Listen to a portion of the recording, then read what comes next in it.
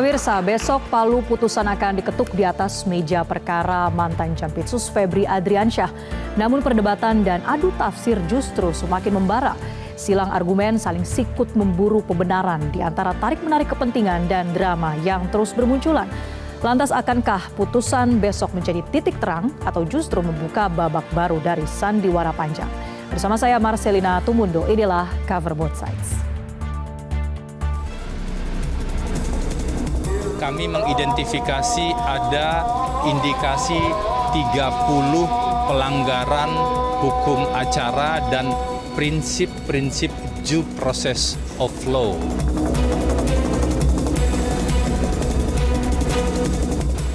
Tidak semua terkait materi pokok perkara kita ungkap. Karena itu nanti kita ungkap di persidangan. Kalau masih dalam penyidikan materi pokok perkara sudah diungkap, nanti yang kita hadapi kan mantan merdeka hukum. Ya.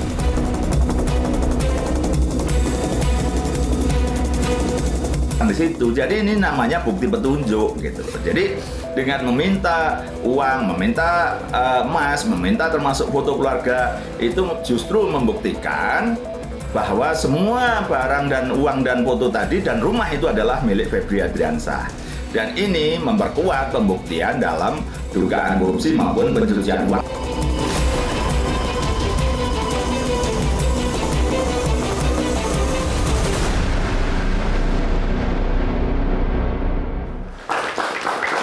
Dan pemirsa, sudah hadir dua narasumber di studio. Sudah hadir bersama saya ada kuasa hukum Febri Adriansyah, Febri Diansyah, dan pakar hukum pidana Jamin Ginting. Mas Febri dan juga Bang Jamin, terima kasih sudah hadir di Cover Both Sides. Terima kasih. Baik, saya ke Mas Febri terlebih dahulu. Mas Febri, kita tahu ya bahwa pra-peradilan ini memang adalah hak bagi tersangka. Tapi kalau memang klien Anda yakin ada kriminalisasi, kenapa tidak langsung saja ke pokok perkara dan dibuktikan di sana? Jadi kami menyampaikan kemarin begini, di satu sisi pra-peradilan ini adalah hak. Jadi keputusan besok, untuk perkara 134 putusannya besok. Untuk perkara 135 itu putusannya hari Jumat.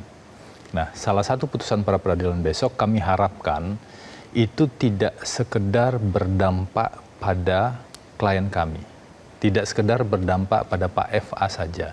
Tetapi harapannya ini betul-betul bisa menjadi satu tonggak, jadi presiden untuk meluruskan dan mengkoreksi proses hukum yang berjalan.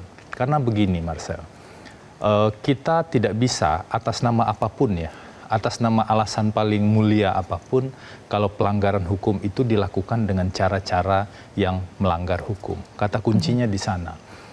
Kenapa prosedur itu penting? Karena proses penegakan hukum itu harus berjalan dengan benar. Di pidana, ketika penyidikan dilakukan, ada potensi upaya paksa yang dilakukan. Rumah orang bisa digeledah, barang orang bisa disita. Seseorang yang mungkin sedang duduk-duduk atau sedang ngobrol di warung kopi atau dimanapun juga bisa ditangkap, dipaksa, dibawa ke kantor polisi atau kantor penegak hukum. Semua itu kan tidak boleh dilakukan asal-asalan. Harus ada tahapan-tahapannya. Harus ada keyakinan di penegak hukum bahwa buktinya kuat dan bahkan harus ada izin dari pengadilan. Dalam situasi ini, hal itulah yang kami temukan. Kami tidak hanya menemukan 1, 2, atau 3. Kami ketemu 30 dugaan pelanggaran dari rangkaian proses itu. Nah, kalau proses hukum itu dilakukan dengan pelanggaran demi pelanggaran, apakah itu bisa disebut sebagai sebuah proses hukum? Tentu saja tidak bisa. Dari pra-peradilan ini kami berharap ada koreksi yang dilakukan. Kalau diputus besok misalnya dikabulkan pra-peradilan, apakah kasusnya otomatis berhenti? Substansi perkara atau perkara pokok yang disebut tadi otomatis hilang? Tidak. Justru penegak hukum jadi punya kesempatan melakukan tahap demi tahap itu secara benar. Pokok perkaranya tidak akan hilang. Tetapi apa yang sudah salah, apa yang sudah terjadi, apa yang sudah terburu-buru dilakukan atau bahkan terkesan dipaksakan, itu kan perlu dikoreksi. Satu-satunya jalur saat ini untuk mengkoreksi proses hukum itu adalah pra-peradilan. Dan karena itulah kami setiap hari hadir di sidang, mengajukan bukti, mengajukan argumentasi, dan hakim juga mendengar dari pihak yang termohon. Nah, itulah nanti harapan kami hakimnya bisa betul-betul mempertimbangkan kedua sisi ini dengan adil. Oke, Mas Febri, ini salah satu poin gugatan dari 2 pra-peradilan yang diajukan. Ini adalah soal penetapan tersangka yang memang dinilai cacat hukum menurut kubu Febri Adriansyah. Apa dasarnya, Mas Febri? Jadi ada 5 upaya paksa. Salah satunya soal penetapan tersangka. Penetapan tersangka ini kami punya setidaknya ada 6 dugaan pelanggarannya ya. Salah satunya adalah yang paling sederhana adalah tersangka ini sebelum jadi tersangka tidak diberikan kesempatan untuk menyampaikan klarifikasi. Dipanggil saja tidak, apalagi kemudian diperiksa. Padahal pemeriksaan calon tersangka ini dulu pernah diputus oleh Mahkamah Konstitusi, itu diwajibkan sebelum KUHP baru ya. Dan Mahkamah Konstitusi mewajibkan pemeriksaan calon tersangka ini tentu ada alasannya. MK menafsirkan dari konstitusi. Semua aturan hukum yang ada, KUHP, KUHP, Undang-Undang TPPU atau undang-undang apapun, itu mengerucut ke Undang-Undang Dasar, ke konstitusi. Mahkamah Konstitusi menafsirkan pasal di KUHP itu mengatakan pemeriksaan tersangka itu adalah salah satu pemenuhan prinsip hak asasi manusia dan sekaligus bagian dari pelaksanaan prinsip lex serta. Sehingga seluruh undang-undang yang ada yang berkaitan mestinya juga ditafsirkan mengikuti tafsir konstitusional tersebut. Itu yang pertama. Yang kedua, ada pelanggaran yang paling nyata dalam sprindik, surat perintah penyidikan dan surat perintah penetapan tersangka. Ada pasal-pasal pidana yang sudah tidak berlaku, sudah dibatalkan oleh undang-undang yang baru, masih digunakan. Bagaimana mungkin aturan yang sudah tidak ada kemudian digunakan? Dan kami mengatakan itu melanggar prinsip lex favoreo yang sekarang diatur di pasal 3 KUHP baru. Baik, boleh sampai di situ dulu. Silakan. Saya ke Bang Jamin. Bang Jamin, jadi alasan penetapan tersangka Febri Adriansyah ini dianggap tidak sah karena tadi ya salah satunya tidak diperiksa sebelumnya dalam status sebagai saksi. Tapi kita tahu bahwa dari penyidik ini juga punya alasan yang kuat, menyebutkan sudah ada bukti permulaan, baik itu saksi, ahli, bahkan dokumen dan juga barang bukti yang disita dari rumah Febri Adriansyah. Sebetulnya mana yang derajatnya lebih tinggi, Bang Jamin? Pengumpulan bukti dan juga kesaksian atau pemeriksaan calon tersangka? Ya, jadi ini 2 sisi yang berbeda. Pertama, kalau kita bicara tentang penetapan tersangka, kalau menggunakan konsep KUHP yang baru, dia tetap 2 alat bukti, ya, 2 alat bukti. 2 alat bukti itu tentu kalau bicara alat bukti di dalam penyidikan nggak disebutkan definisi alat bukti, 2 alat bukti apa. Itu nanti bisa kita lihat di pasal 235. 2 alat bukti apa yang mempunyai kualitas. Saya sering mengatakan di proses peradilan itu, kita tidak bisa hanya melihat sisi formilnya saja 2 alat bukti itu. Harus juga dilihat apakah alat bukti itu mempunyai relevansi dengan pasal yang disangkakan kepada orang tersebut. Kalau dia bilang 2 alat bukti hanya sepucuk kertas saja yang tidak bisa punya relevansi dengan pasalnya, itu bukan alat bukti namanya.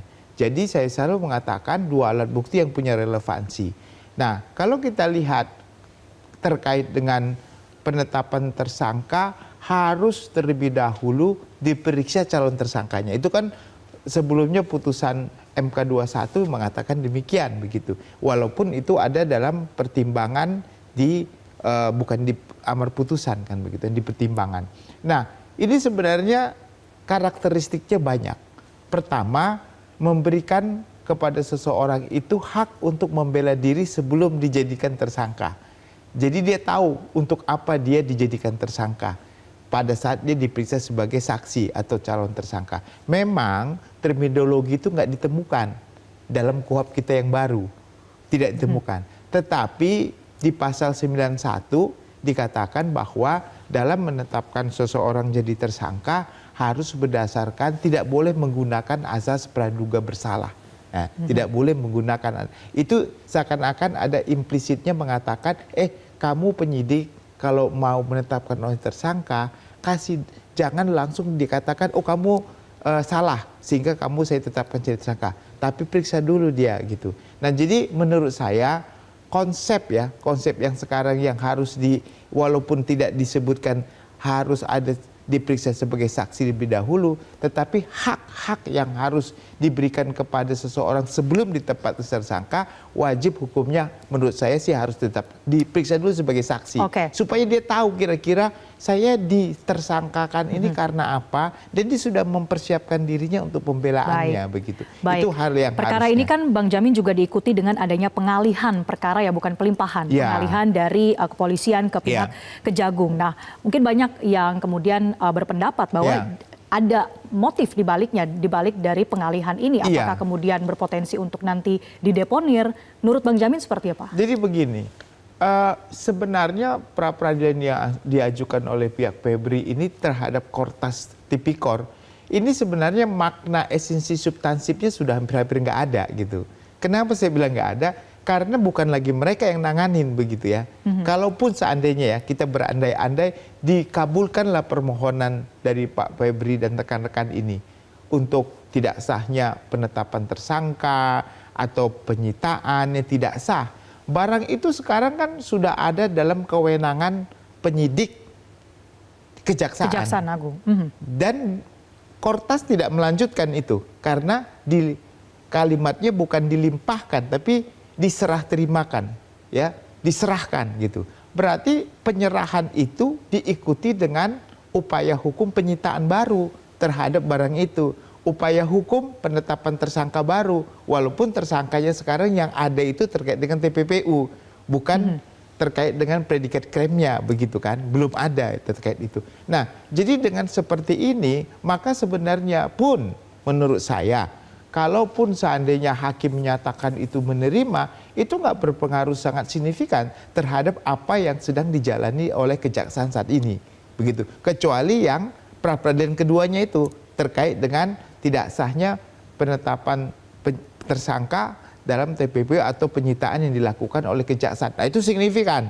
Kalau sampai itu diterima, berarti apa yang dilakukan oleh Kejaksaan saat ini terhadap penyitaan, ya, terhadap penetapan tersangka TPPU-nya tidak sah, itu kembali ke titik nol lagi. Berarti harus dikembalikan semua apa yang sudah pernah disita dan statusnya harus dikeluarkan segera ya, dari tahanan itu harus segera dikeluarkan kalau sampai dikabulkan begitu. Baik, seperti yang tadi sudah disinggung oleh Bang Jamin bahwa memang ada pra-peradilan soal penggeledahan dan juga penyitaan ya. Jadi kita akan berikan kesempatan untuk Mas Febri menjawab, tapi usai jeda pemirsa tetaplah bersama kami di Cover Both Sides.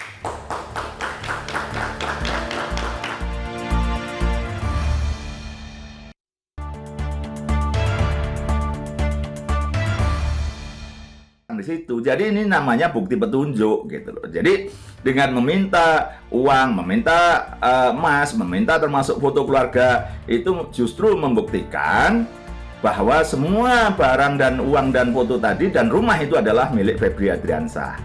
Dan ini memperkuat pembuktian dalam dugaan korupsi maupun pencucian uangnya. Anda kembali bersama kami di Cover Both Sides. Pemirsa, kita lanjutkan perbincangan. Saya ke Mas Febri.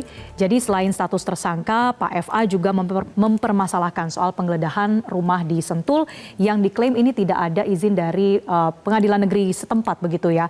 Tapi kalau membaca di KUHAP, penggeledahan tanpa izin ini ternyata tetap diperbolehkan. Ada syarat-syaratnya. Apa sebetulnya yang dipermasalahkan di poin ini, Mas Febri?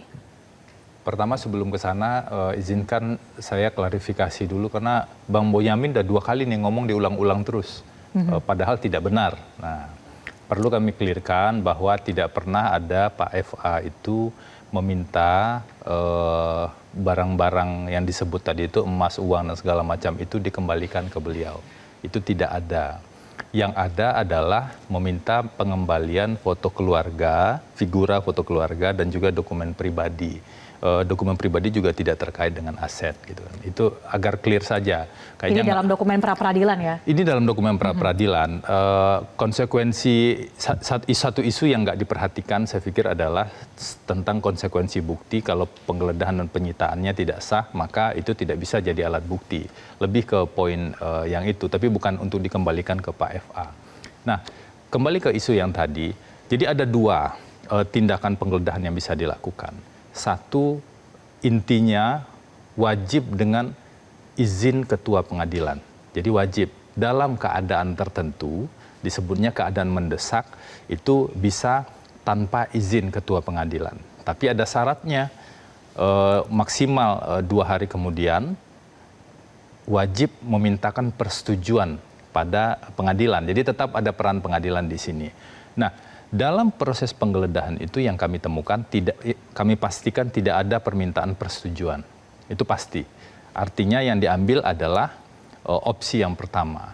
Nah, ternyata kami menemukan, kami nggak tahu apakah ini terburu-buru, dipaksakan atau seperti apa. Kami menemukan ada 2 surat perintah penggeledahan. Surat perintah penggeledahan pertama, seingat saya nomornya 2934. Itu ternyata wilayah hukumnya untuk melakukan penggeledahan di wilayah hukum Polda Metro Jaya. Kita tahu DKI sangat luas dan wilayah hukum Polda Metro Jaya mencakup Depok dan Bekasi juga dan beberapa wilayah di sekitar DKI. Apakah itu berarti semua rumah, mungkin jutaan rumah di DKI itu bisa digeledah malam itu hanya dengan surat seperti itu? Hukum acara kita kan tidak menghendaki potensi abuse of power yang luar biasa besar. Karena itulah di KUHP yang baru disebutkan itu secara spesifik. Penggeledahan itu, permohonan izin penggeledahan itu harus menyebut secara spesifik lokasinya di mana. Jadi kalau dari penyidik Polri menyebut sudah ada 2 izin dari Ketua Pengadilan Negeri Cibinong dan Jakarta Selatan, itu belum cukup? Jakarta Selatan itu nggak masuk wilayah Sentul. Yang kami persoalkan kan wilayah Sentul. Nah, disebutkan tadi izin Ketua Pengadilan Cibinong. Cibinong kan masuk ya wilayah Sentul, wilayah domainnya. Tetapi setelah kami cek, dasar penerbitan izin Pengadilan Cibinong adalah surat perintah penggeledahan yang tadi. Yang wilayah 2934 tadi. Yang wilayah hukumnya adalah Polda Metro Jaya. Oke. Sekarang persoalannya. Kalau kemudian dikatakan ini adalah penyidikan dari Bareskrim secara nasional, bagaimana Mas Febri jawab? Siapapun yang berwenang untuk melakukan penyidikan boleh-boleh saja. Jangankan Bareskrim, jangankan Polda, Polres juga boleh, Polsek juga boleh kalau dia adalah penyidik. Isunya bukan itu. Isunya adalah surat perintah penggeledahan yang dikeluarkan oleh penyidik itu wilayahnya, misalnya nih wilayahnya di meja pertama nih di Polda Metro Jaya. Tapi geledahnya di teras sana, di wilayah Cibinong. Apakah bisa surat perintah penggeledahan yang di sini kemudian digunakan di tempat lain? KUHP kita mengatur agar wilayahnya itu disebut spesifik, agar apa? Agar nggak salah lokasi menggeledah, agar penegak hukum itu betul-betul hati-hati. Kalau memang diduga ada bukti di lokasi A, geledahlah lokasi A. Baik. Jangan kemudian nyari-nyari geledah di lokasi Z. Itu yang dimaksud di KUHP. Karena itulah prosedur itu, kelihatannya kan ini selembar kertas. Bagi kita di sini, kita bicara selembar kertas ini. Tetapi bagi orang yang rumahnya dimasuki, tengah malam misalnya, dini hari, itu bukan selembar kertas. Itu gangguan terhadap privasi, ancaman terhadap privasi kalau penegak hukumnya dilakukan dengan cara yang tidak benar. Pertanyaannya, kalau penggeledahannya tidak benar, tidak sah misalnya, apakah kemudian barang yang disita menjadi sah dan bisa digunakan sebagai alat bukti? Ternyata kami juga menemukan di dalam penyitaan itu tidak dengan izin pengadilan juga. Oke. Lalu apakah kemudian barang tersebut bisa sebagai alat bukti? Sehingga kami berharap sekali proses-proses yang seperti ini penegakan hukum yang sangat keras kan sebenarnya ini terhadap orang yang terdampak. Yang terdampak kan bisa saja Pak FA, bisa saja pihak lain kan. Bisa saja orang yang nggak tahu tiba-tiba kemudian rumahnya digeledah. Apalagi kita sering sekali dengar yang isu soal salah tangkap dan lain-lain. Kita kan nggak ingin itu terjadi. Sampai di situ dulu, saya ke Bang Jamin. Jadi Bang Jamin, kalau dalam hukum kita sebetulnya kalau ada kesalahan tata cara administrasi, misalnya seperti yang disebutkan tadi, soal bagaimana area tugas dari aparat penegak hukum, apakah itu bisa otomatis kemudian menghapus adanya esensi dari pidananya secara material dan juga menggugurkan status tersangka? Tadi bicara tentang penggeledahan yang diikuti dengan penyitaan.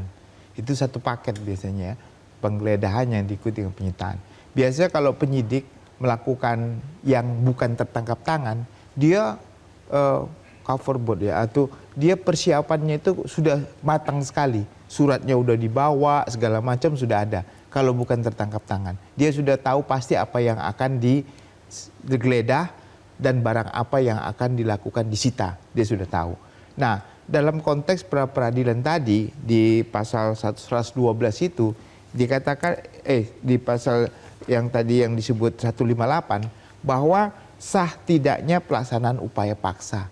Sah tidaknya itu artinya kita sah tidaknya itu apakah sah tidaknya karena tidak ada surat izin penggeledahan atau ada surat izin penggeledahan tetapi tidak sesuai dengan prosedur yang ditetapkan oleh KUHAP.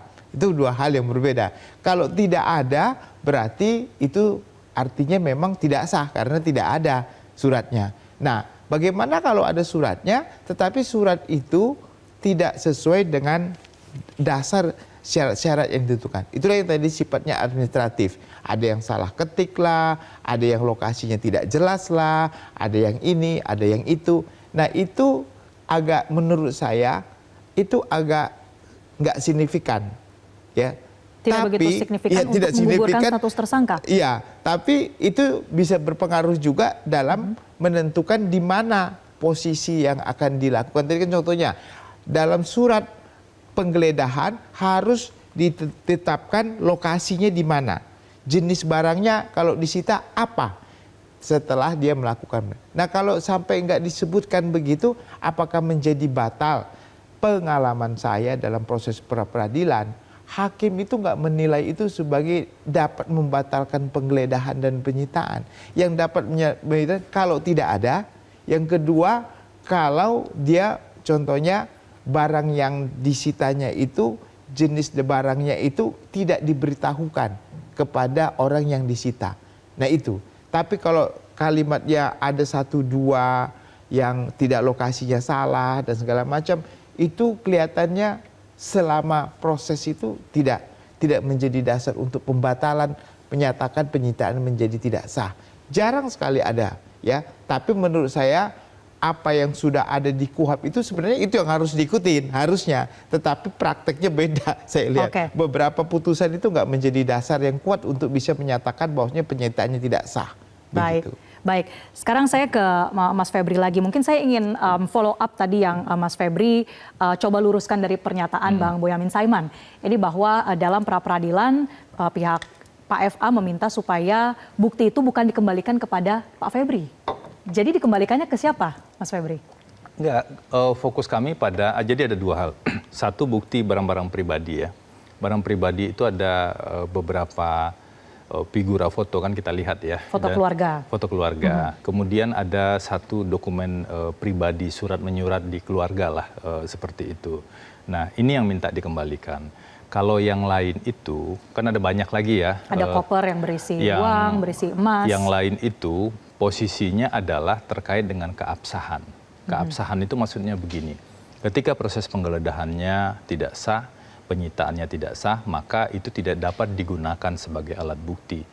Apakah kemudian penyidik misalnya nanti ya setelah putusan itu melakukan koreksi terhadap administrasi, itu bisa saja. Sehingga kemudian bisa dilakukan proses penyelidikan baru, penyidikan baru, dan juga proses penyitaan yang baru. Itu sangat mungkin dilakukan tanpa harus khawatir barang-barang tersebut kemudian berpindah tangan. Itu secara teknis sangat memungkinkan dilakukan sepanjang prosesnya benar.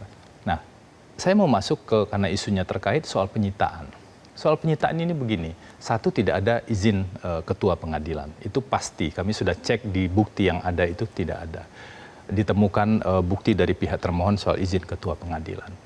Yang ada adalah alasan pemohon melakukan penyitaan dalam keadaan mendesak. Oke. Nah, tapi kalau saya kembali kepada soal tadi, alat bukti yang sudah disita, ini kan kasus TPPU sebetulnya Mas Febri, artinya barang yang ada di sana memang untuk kebutuhan aset tracing. Bagaimana? Aset tracing itu hal yang berbeda. Yang menjadi poin kalau bicara soal TPPU adalah bicara soal surat perintah penyidikannya. Jadi begini, biar clear ya, di Polri itu ada surat perintah penyidikan itu ada 4 seingat saya ya. Yang salah satunya adalah terkait dengan Asabri. Yang terkait dengan Asabri itu digunakan sekaligus pasal tindak pidana korupsi dan pasal TPPU di sana. Di kejaksaan kemudian yang jadi tersangkanya hanya TPPU saja. Jadi yang tindak pidana korupsinya tidak.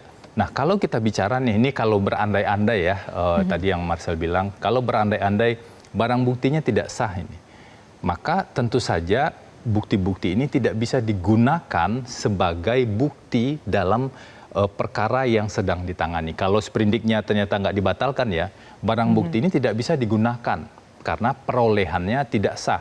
Bagaimana cara menggunakannya?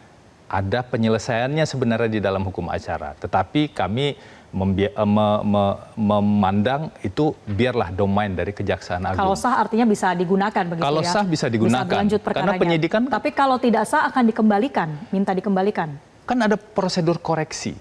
Itu poin utamanya. Kalau kita baca di KUHP baru, pra-peradilan ini bersifat korektif. Contohnya begini, kalau suratnya tidak sah, tahapannya tidak sah, perbaiki suratnya, lakukan tahapan secara benar. Misalnya kalau soal tersangka, penetapan tersangkanya tidak sah karena tidak diperiksa dulu calon tersangka, maka buka dululah penyidikan, kemudian periksa calon tersangka, kalau buktinya kuat, minimal 2 alat bukti itu, tetapkan tersangka. Itu yang disebut dengan korektif. Jadi sejak awal kita jangan kemudian membuat publik berpikir kalau pra-peradilan ini menang atau dikabulkan, maka semua aset dikembalikan, dan kemudian perkaranya hilang di telan bumi. Tidak, karena KUHP kita bersifat korektif. Baik. Karena itulah di kesimpulan ini, di kesimpulan yang kemarin kami serahkan ini, kami sebutkan di sana, Pak FA satu hal kecil saja dalam harapan yang lebih besar untuk mengkoreksi proses penegakan hukum ini. Banyak sekali kesalahannya, ada 30 yang kami temukan. Baik. Kami rinci lebih lanjut peraturan-peraturan yang dilanggar ya, menurut kami tentu saja ya. Itu ada 40 peraturan yang dilanggar, mulai dari konstitusi sampai peraturan Jaksa Agung. Dan bahkan ada, termasuk diantaranya ada 3 putusan Mahkamah Konstitusi. Apa kita mau tutup mata dengan praktek pelanggaran yang menurut kami sedemikian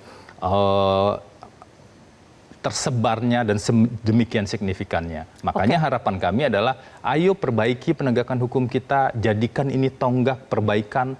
Proses hukumnya silahkan saja tetap jalan, tapi jalankan secara benar. Oke, soal langkah korektif itu saya cross ke Bang Jamin. Jadi untuk langkah korektif ini seperti apa prosedurnya? Apakah memang harus dikembalikan kepada tempat asalnya atau bagaimana Bang Jamin? Kalau kita melihat terkait dengan penggeledahan yang dilakukan Kortas Tipikor, itu menunjukkan bahwa dalam kondisi di mana ada yang disebut aset yang tidak bertuan, ya, tapi di tempat atau di daerah orang yang harus dapat dimintakan pertanggungjawaban yang ada kaitan dengan aset tersebut. Makanya dikatakan kalau secara profiling orang tersebut kemungkinannya tidak mungkin memiliki aset tersebut. Maka itulah yang disebut sebagai dalam TPPU unwealth, ya, unwealth.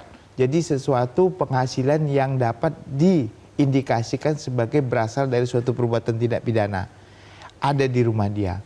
Nah, waktu itu saya selalu mengatakan ini bisa dikategorikan sebagai pasal 5 contohnya, yang terkait dengan TPPU pasif. Artinya orang menerima suatu barang yang diketahui dan patut diduga itu berasal dari tindak pidana. Tapi bukan barang dia. Nah, itu bisa. Karena pertanyaannya kenapa pakai kategori pasal TPPU pasif? Karena belum ditentukan dia pelakunya. Kalau dia predikat krimnya dia yang menyembunyikan, dia itu aktif. Nah, ini beda, dianya pasif. Nah, kalau pakai pasal itu kemungkinannya bisa. Sampai nanti bisa dibuktikan kemudian hari, kalau dia menggunakan predikat crime, dia pelaku, dia menyembunyikan, itu baru dia aktif. Namanya aktif. Nah, makanya saya selalu mengatakan, kenapa penyidik di kejaksaan tidak menetapkan saudara Febri sebagai pelaku tindak pidana predikat crime dulu. Kenapa langsung masuk ke dalam ranah TPPU? atau paling tidak bersama-sama dalam suatu penyidikan pasalnya dikumulatifkan. Nah, ini kan ada suatu pertanyaan yang cukup mendasar. Kenapa jarang sekali ada, tapi jarang. Ya, apalagi kasus sebesar kasus Febri ini dilepas saja begitu dengan TPPU sendiri, jalan sendiri, nggak dikawal dengan predikat crime-nya ini. Nah, ini kan berbahaya. Makanya menurut saya, kalau di pra-peradilan seperti ini sebenarnya ini bicara substantif ya. Lebih dominannya yang lebih kentalnya itu adalah pra-peradilan terhadap kejaksaan, bukan pra-peradilan terhadap Kortas. Karena Kortas sendiri pada saat ini menurut saya dia sudah lepas tangan, karena lepas tangan dalam arti bukan dia lepas tangan, bukan begitu ya. Karena sudah diserah terimakan berkasnya, sudah diserah terimakan alat bukti, barang buktinya kepada kejaksaan untuk ditindaklanjuti. Ibarat kata sekali lagi saya katakan tadi, dikabulkannya pun Febri terkait dengan Kortas ini yang pra peradilan itu tidak berpengaruh apa-apa terkait dengan penyidikan yang sedang terjadi di kejaksaan. Kecuali kalau di kejaksaan menang pra peradilan itu beda lagi ceritanya. Begitu. Baik, setelah ini kita akan berbicara bagaimana hasil dari pra peradilan yang pertama yang akan dibacakan esok hari. Bagaimana presidennya terhadap hukum di tanah air. Kita akan berbicara sesaat lagi, pemirsa, tetaplah di Cover Both Sides.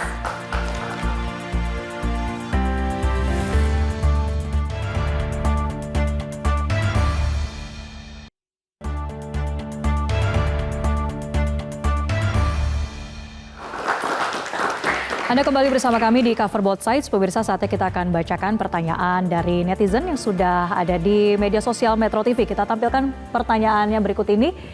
Ya, ini dia pertanyaan yang terpilih. Jadi lebih bahaya mana, tersangka lolos dari proses hukum atau seseorang diproses dengan prosedur yang tidak sah? Ini bagaimana menjawabnya dari Bang Jamin terlebih dahulu? Ya, ini dua hal yang berbeda ya. Kalau tersangka lolos itu artinya sudah diperiksa pokok perkaranya. Jadi dari pokok perkaranya diperiksa, ternyata ada dua hal sekarang. Lepas dari segala tuntutan hukum atau bebas. Nah, ada putusan SEMA yang baru tahun 2026 mengatakan kalau sudah bebas nggak boleh lagi diajukan jaksa mengajukan upaya hukum. Ya, nggak boleh. Karena pencari keadilan itu adalah pelaku, duga pelakunya, bukan negara pencari keadilan. Jadi dia harus bebas. Nah, kalau lepas, dia masih bisa upaya hukum kasasi. Bisa melakukan. Nah, ini beda. Jadi pokok perkara itu kita harus menghormati pengadilan. Kalaupun dia bebas atau lepas, ya itulah pengadilan yang sudah memberikan yang terbaik ya. Nah, kalau terkait dengan pra-peradilan, itu bukan membebaskan atau melepaskan orang tersebut. Hanya untuk mengkoreksi tindakan penegak hukum yang tidak sesuai dengan prosedur yang diatur dalam KUHP. Jadi kan perlu dikoreksi karena dia melanggar aturan. Itu pelanggaran HAM. Nah, itu pelanggaran hak asasi manusia sehingga perlu dikoreksi. Kalau tadi lolos dari itu atau dari pokok perkaranya itu kewenangan daripada majelis. Kita kan harus menghormati berdasarkan bukti-bukti. Sepanjang putusan di putusan hakim, apapun putusan itu harus dianggap benar. Sampai ada putusan lain yang membatalkan putusan itu. Oke, Mas Febri gimana tanggapannya? Setelah menjalani pra-peradilan ini, apakah memang cukup optimis nantinya bahwa prosedur yang menurut pihak Pak FA ini ada banyak pelanggaran, ini bisa diputuskan di pra-peradilan? Sejujurnya kami lawyer ini sudah lama tidak optimis ya. Tetapi kami tahu segala sesuatu kalau dipercayakan itu harus dikerjakan secara sungguh-sungguh. Ya. Makanya dalam 7 hari ini kami betul-betul sungguh-sungguh untuk membuktikan apa saja dugaan pelanggaran yang terjadi. Tadi sudah saya jelaskan cukup panjang. Tapi saya tertarik sekali dengan apa yang disampaikan Prof. Jamin. Ini hampir tidak pernah dibahas ya. Saya baru kali ini mendengar terkait dengan aset tak bertuan dihubungkan dengan pasal 5. Tadi saya coba cek di Undang-Undang 8 tahun 2010 ya tentang tindak pidana pencucian uang. Sebenarnya ada satu mekanisme kalau ada satu aset tindak pidana itu tidak ada pihak yang mengakui aset tersebut milik dia gitu ya, atau tidak ada yang mengklaim pihak manapun itu milik dia, pengadilan bisa menetapkan aset tersebut di sini disebutnya sebagai aset negara. Jadi sebenarnya ada klausul tersebut di pasal 67 ayat 2 Undang-Undang 8 tahun 2010.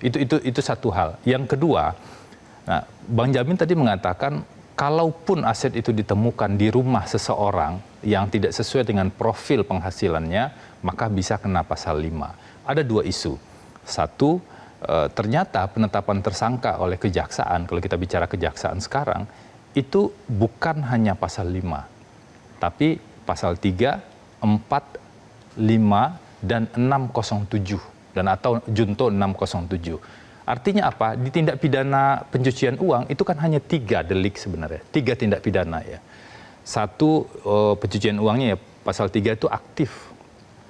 Hasil tindak pidana ditempatkan, ditransferkan, diubah bentuknya oleh pelaku ya, agar kemudian bisa disamarkan. Seolah-olah itu kemudian bukan hasil tindak pidana. Pasal 4 itu kegiatan aktif menyamarkannya. Oke. Mengubah bentuknya, ditaruh di luar negeri atau diubah jadi falas atau yang lain-lain. Jadi poinnya ini tetap bukan punya Pak Febri Adriansyah. Pasal 5 itu adalah yang disebut tadi Prof. Jamin sebagai pencucian uang pasif. Jadi siapapun yang memiliki, kan isunya itu tuh, siapapun yang memiliki, kalau kemudian itu diterima oleh seseorang, dan kemudian disembunyikanlah seperti itu, maka bisa menjadi pencucian uang pasif. Kita bisa diskusi panjang soal ini. Tapi yang pasti di penetapan tersangka dan surat perintah penyidikannya yang dikenakan pasal 3, 4, dan 5. Kalau terkait Pak FA bukan pemilik dari emas dan uang tersebut, itu sudah clear disampaikan sejak awal di proses pemeriksaan ke penyidik juga. Dan bahkan kami mengatakan begini, silakan dicari saja siapa pemiliknya, dibuktikan secara hukum, tapi itu kan masuk pokok perkara nanti ya, tidak masuk di proses pra-peradilan. Dan isu yang lain adalah kalau misalnya ya dengan analogi perkara tindak pidana yang lain, ditemukan sebuah zat berbahaya begitu di rumah kita, misalnya apakah itu narkoba atau sejenisnya begitu. Yang terjadi apa? Tidak langsung orang yang ada di rumah itu semuanya bisa jadi tersangka. Kenapa? Karena harus dicek dulu, ada tes lab dulu. Benar nggak dia menggunakan, benar nggak dia menyimpan. Misalnya dengan analogi itu. Ya, artinya itu analogi apa? yang ingin digunakan untuk kasus. Tidak, kami ini lebih ke diskusi di publiknya. Kalau di kasus di pra-peradilan kami tidak pernah menggunakan itu. Artinya apa? Ada tantangan, ada harapan agar penegak hukum jauh lebih serius nih membuktikan agar ini tidak sekedar soal klaim, tidak soal main stigma atau kesan bahwa sejumlah aset tersebut milik siapa. Nah, isunya adalah isu pembuktian kalau kita bicara soal pokok perkara. Baik, saya ke Bang Jamin lagi. Jadi Bang Jamin, kita masih tentunya menantikan ya putusan pra-peradilan baik yang pertama atau yang kedua. Tapi apapun nanti hasilnya, bagaimana nanti presidennya untuk penegakan hukum, terutama kalau bicara soal korupsi dan TPPU? Iya, memang Pak Febri ini kan sebagai Jampidum sebelumnya, Jampitsus. Jampitsus ya. Oh, sorry saya. Jampitsus. Nah, konteksnya kan sering mengumbar-umbar ada tindak pidana korupsi media. Dan sekarang ini kena seperti ini. Masyarakat sudah menilai bahwasannya dia orang yang paling bertanggung jawab lah terkait dengan harta yang ada di rumahnya yang orang menilai itu yang ada kaitan dengan jabatannya. Itu kita nggak bisa pungkirin, siapapun nggak bisa pungkirin. Masalah pembuktian yaitu masalah di peradilan. Tetapi covernya masyarakat terkait dengan kasus ini sudah menyatakan ini pejabat negara yang secara profiling tidak mungkin dia mempunyai aset yang seperti begitu. Jadi menurut saya, kalau saya mohon maaf ya bagi penasihat hukum, kemungkinannya prediksi saya pra-peradilannya ini juga akan ditolak dan dilanjutkan. Kenapa? Tapi inilah negara kita, ya ada yang dibilang no viral no justice, ya. Jadi kalau sudah viral juga takut juga lah hakimnya akan sampai kalau diberhentikan begitu saja. Walaupun sebenarnya nggak boleh, ya, karena pengaruh publik itu jangan sampai merusak tatanan hukum, itu nggak boleh. Tapi dengan keadaan negara kita, kelihatannya hal itu mesti jauh dari panggang dari api, begitu loh maksud saya. Jadi tetap kelihatannya tetap dilanjutkan sampai nanti pokok perkaranya akan diperiksa, disinilah baru diuji kebenaran fakta yang sebenarnya. Gitu. Mas Febri, Anda siap kalau kemudian nanti pra-peradilan ditolak karena mungkin ada perhatian publik yang begitu besar dalam kasus ini? Kami sudah serahkan semuanya kepada hakim pra-peradilan. Ikhtiar kami sebaik-baiknya sejak hari pertama Selasa minggu lalu itu sudah kami lakukan dengan sungguh-sungguh ya sebagai seorang advokat bersama tim tentu saja sebagai lawyer. Nah, bagaimana hakim memutuskan nanti, harapan kami tentu sederhana saja. Harapan kami itu bukan menang atau kalah. Harapan kami hakim betul-betul menjadi hakim. Kalau kita mengutip misalnya Pramudia bilang seorang terpelajar harus adil sejak dari dalam pikirannya, apalagi seorang hakim. Nah, suara-suara di publik kalau kita lihat sebenarnya juga terbelah nih soal ini. Betul bahwa publik sangat menginginkan pemberantasan korupsi yang kuat dan sikap kita sama soal itu. Tapi prosesnya harus benar.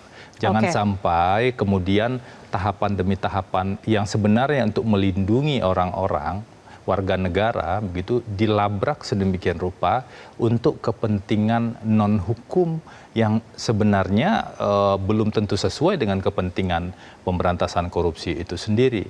Oke, Mas Febri, kita harus jeda terlebih dahulu. Nanti saya berikan kesempatan lagi untuk melanjutkan. Pemirsa, tetaplah bersama kami di Cover Both Sides.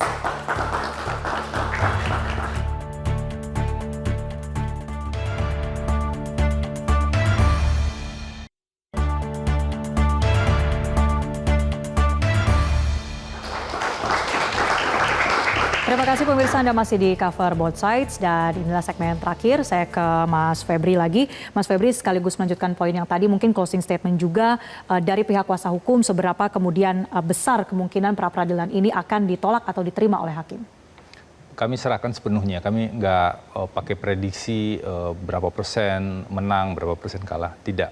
Tetapi sekali lagi kita juga punya tanggung jawab kan, selain penanganan perkara untuk edukasi di publik. Poin utamanya adalah jangan sampai orang, ini jampitsus dengan level yang sangat tinggi di lembaga penegak hukum, kemudian bisa ditersangkakan dengan nabrak aturan sedemikian rupa. Bagaimana masyarakat biasa? Itu satu hal, satu isu. Jadi kami berharap betul proses penegakan hukum, apalagi dengan semangat KUHAP baru, itu kemudian bisa dilakukan secara benar. Isu yang kedua, jadi saat saya bicara dengan klien kami Pak FA, beliau dengan sadar memilih, dia kan sudah 30 tahun jadi jaksa. 30 tahun jadi jaksa, mendapatkan tugas penegakan hukum dengan nilai-nilai hukum yang dia anut.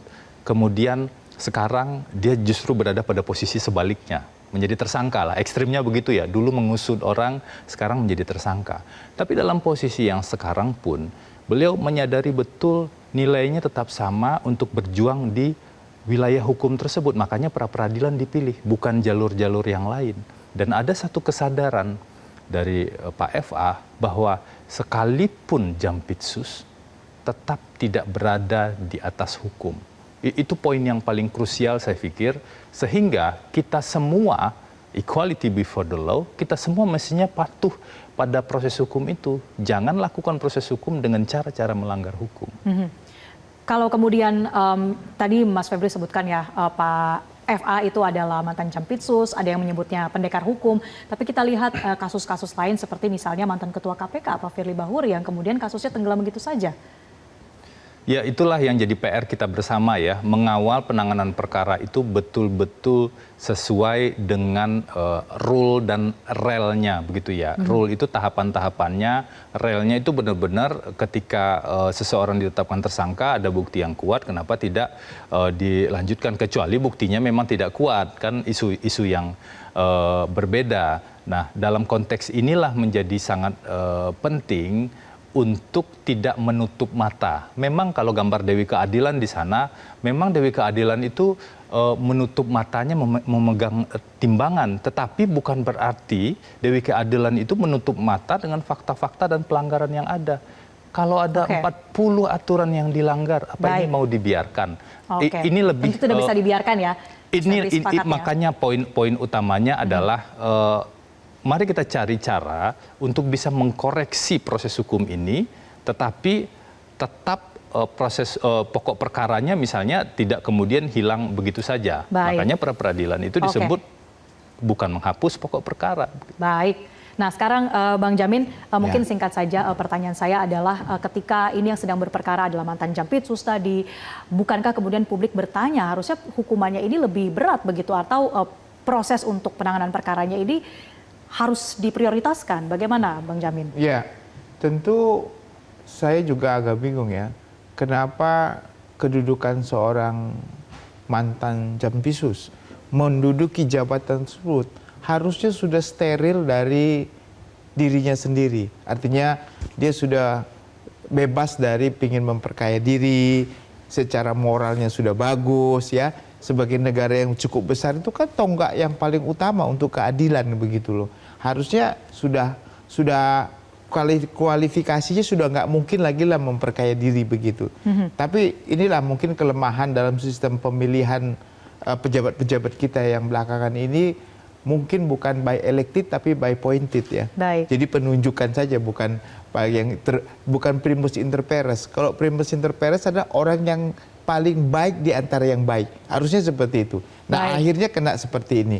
Nah, kalau kena seperti ini artinya bagaimana kelanjutannya? Tadi benar, saya setuju.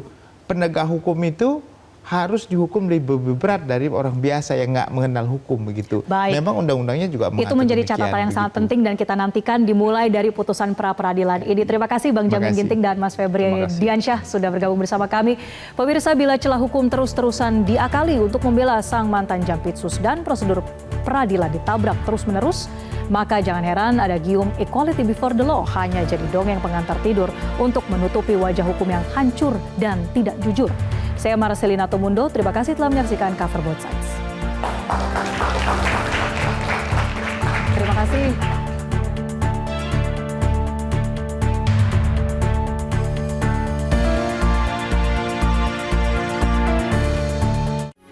Metro TV. Jelajahi cara baru mendapatkan informasi. Download Metro TV Extend sekarang.